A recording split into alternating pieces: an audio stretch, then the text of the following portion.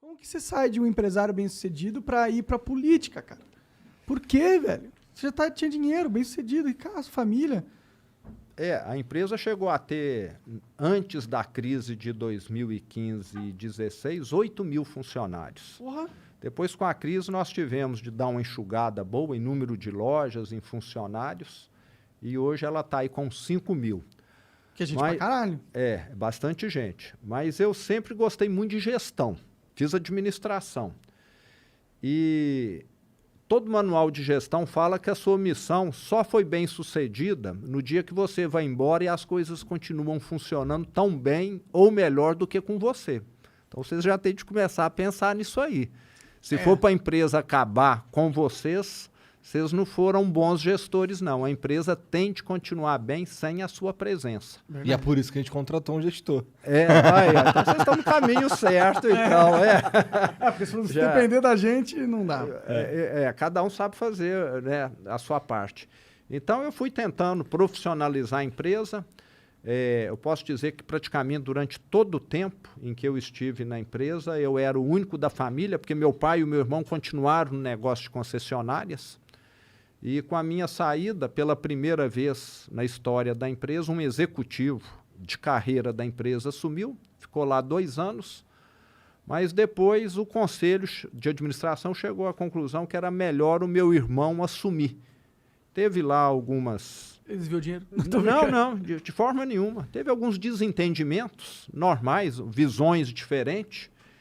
E hoje a empresa é presidida pelo meu irmão, que está fazendo um ótimo trabalho lá. Seu irmão mais velho, mais novo? É uma dupla caipira, Romeu e Romero. Né? Romeu e Romero. Tinha de ser aqui Monarca e Calói, né, também, né? Não é isso, né? Então...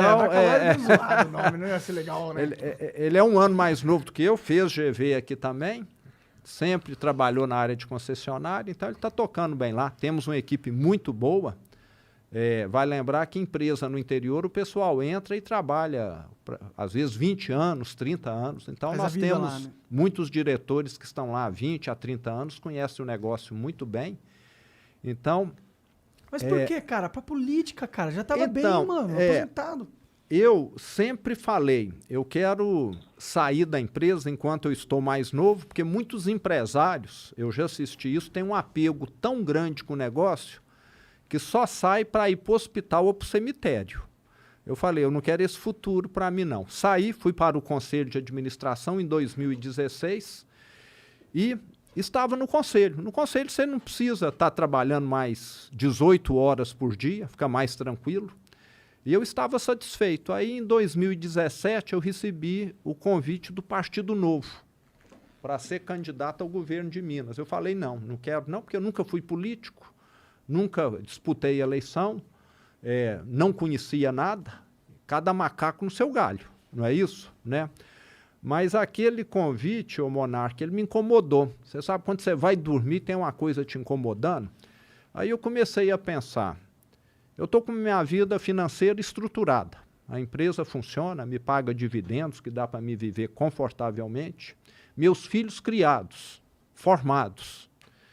Eu estava e estou ainda separado, porque campanha política envolve.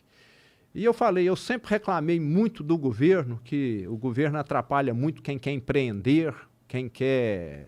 É sempre regra demais, sempre demora demais. Eu vou entrar nisso. Pelo menos eu vou conseguir colocar para fora a indignação que eu sempre senti. E quem trabalha bem acaba envolvendo de corpo e alma, não é isso? Uhum. E aí tem um detalhe importante. Antes de decidir, de falar assim, Igor, eu consultei uma psicóloga para saber se eu estava ou não ficando doido? Ficando doido, porque aos 54 anos, mudar de profissão, né, de uma hora para outra, eu falei, será que eu não estou ficando doido? Não, ela falou, não, você não está doido, não, você pode ir, você está certo, você está com indignação, você está com vontade de ver. Vale lembrar que nessa época aí foi a época que teve impeachment da ex-presidente, que teve Petrolão, que teve aquela bagunçada toda ali, aquelas gravações que você nem sabia se no dia seguinte o Brasil ia continuar existindo. Então ela falou, pode ir. E eu entrei de cabeça e alma. Entendi. E do jeito que eu fiz as 450 lojas, eu comecei a viajar feito todo o estado. Eu penso que se somar todos os meus adversários, eles não trabalharam a metade que eu trabalhei. E trabalho nós sabemos que dá resultado. Eu fiquei de janeiro até outubro, inclusive a Andresa, que está me acompanhando aqui, participou de boa parte dessas viagens. Parece cansada, Andresa. Eu já tava encostado. E olha que ela reveza comigo, né? Ela fica metade do tempo e a outra metade tem outra pessoa. Mas nós viajamos sem parar, rodei 60 mil quilômetros nesses 10 meses, visitei mais de 200 cidades. E no início da campanha, eu chegava numa cidade e eu ia falar para 3 pessoas. Ia para outra cidade, falava para 5. Onde você falava? Na praça? Não. Na casa deles, na igreja? Chamava os empresários. Eu sempre tive muito contato com CDL, com associação comercial, mas você chegava lá, você via na cara das pessoas assim, susto. Esse sujeito que sempre foi lojista como eu, querer ser candidato a governador, E será começa que ele... já alto, né? Já começa governador. Comecei governador. Como Eu não primeiro fui cargo político, né? Eu não fui nem vereador, nem prefeito, nem deputado, nem nada. Então você via que as pessoas ficavam meio assustadas. Mas aonde você falava, as pessoas falavam, não, é isso que precisa. Eu não prometi nada. Eu chegava e falei, eu acredito em trabalho sério, é em ética, é em método de trabalho. E foi crescendo. E trabalhando muito. Eu ia na CDL, eu ia numa rádio que aceitava que eu desse entrevista. Muitas fecharam as portas, porque tem muitas rádios ligadas a grupos políticos tradicionais. Total, quase Falavam, todas. não, esse aí não vamos atender de jeito nenhum. Mas, como no interior do estado, de certa maneira, eu já era conhecido, porque abri 450 lojas, são 450 imóveis que eu tive contato. Funcionário 10, 12, 15 em cada loja. Aí você multiplica. 8 mil, né? Que você chegou a ter. 8 mil. 8 mil pessoas que têm família, isso aí. Exato. Então foi multiplicando. E com esse trabalho e com as viagens, foi crescendo. E no último mês aí o crescimento foi lá em cima. Uma regra que me ajudou muito foi que, pela regra eleitoral, determinava que somente poderia participar de debate candidatos que tinham, acho que acima de 10% de intenção de votos. E eu estava com 6 ou com 7. E a Globo falou, não, essa regra é exigência eleitoral, eu vou pôr uma regra aqui de 5%. Foi algo assim, eu estava com 6. Entendi. Aí eu fui para o debate. E lá no debate, eu falei, a minha proposta é essa, era diferente de todos, porque todos que estavam lá eram os mesmos políticos de sempre.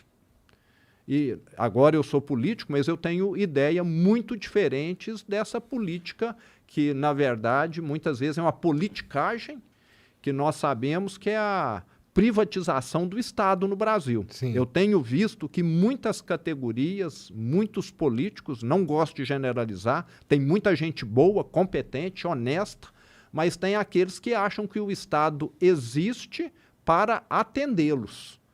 É como se eles fossem dono do Estado. Vocês são donos aqui do negócio de vocês, mas o Estado é de todos, é dos 210 milhões de brasileiros. Sim, o Estado é o nosso sócio também nesse empreendimento aqui. Só nos lucros, né? Só nos lucros. Se você tiver prejuízo, ele vem Pau te no meu ajudar, cu. não vem te ajudar de jeito E nenhum. me dificulta ter os lucros também. E como é que tu encontrou Minas Gerais, cara? Eu encontrei o Estado arruinado, o Estado falido. Eu estive ali Mas o que é arruinado e falido? Vou te dar um exemplo. Na minha campanha, se você entrar lá no meu Instagram, lá para julho de 18, que eu estava em campanha, eu tive numa cidade que chama Tabuleiro, uma cidade pequenininha, que tem uma unidade de saúde.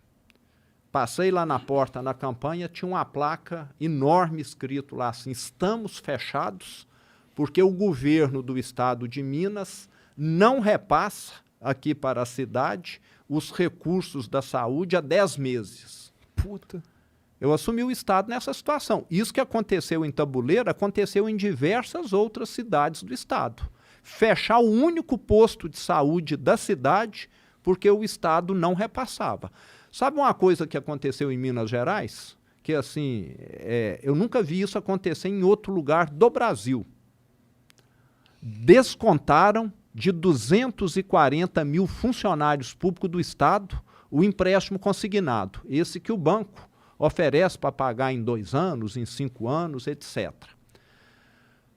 O governo descontou, você recebe 5 mil, foi lá e descontou R$500, que é a sua prestação. E, em vez de pagar para o banco, colocou no bolso. Amanhã, o seu nome foi para o SPC e para o Serasa, ficou sujo. Aconteceu isso com 240 mil funcionários públicos de Minas Gerais em 2017 e 2018. Caralho. Descontava do salário o empréstimo e não pagava os bancos. Caralho, que absurdo. Eu assumi nessa situação. É crime essa porra? Por mim é crime. Agora, quem fez isso, até hoje, não respondeu a nada. Aí vocês têm de perguntar a eles. Eu não sou advogado, Entendi. não sou juiz. Mas e como que você... Como que é? Pô, como que você controla essa máquina?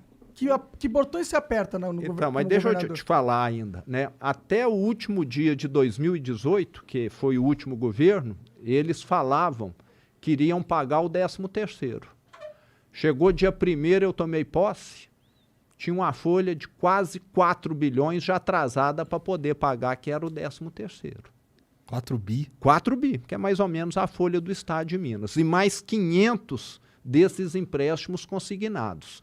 E mais 32 bilhões de restos a pagar. Nossa Senhora. Então a situação caótica. Outro detalhe muito importante. Imagina, chega lá, mano, desisto, aí, não tô caralho. fora. Não, era para desistir. E lá nós não tivemos aquilo que eles chamam de fase de transição, porque o último governo se negou a abrir os dados para nós. Nós só vimos o tamanho da bomba, começamos a ver o tamanho da bomba no dia 2 de janeiro. Porque o que eles forneceram para nós é o que está no portal da transparência para qualquer cidadão. Mas as prefeituras recebem uma parte do ICMS, do IPVA, que todo cidadão paga, tem ainda Fundeb. Esses repasses, o governo de Minas, que antes da nossa gestão estava totalmente quebrado, não parou de fazer para as prefeituras, queriam quebrar as prefeituras também. De propósito. Não sei se de propósito ou assim, eu vou salvar o meu aqui, mesmo que eu esteja pegando o que não é meu, entendeu? Alguma coisa assim. Eu assumi lá na primeira semana com rebelião de prefeito, porque lá em Minas teve prefeito que renunciou ao cargo, teve prefeito que adoeceu por causa dessa situação. Pensa bem se administrar uma prefeitura sem dinheiro. Eu estou mais resguardado, não bate cidadão na porta da minha casa, mas de prefeito, principalmente cidade pequena, o sujeito bate lá, ó, o posto de saúde está fechado, como é que eu vou fazer? Então os prefeitos começaram a ficar doentes, teve prefeito até que suicidou em Minas Gerais, teve isso lá.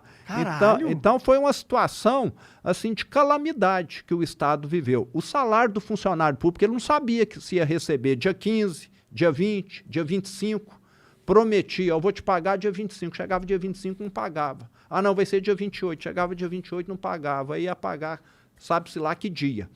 Então, foi um Estado que caiu totalmente em descrédito. Eu assumi desse jeito.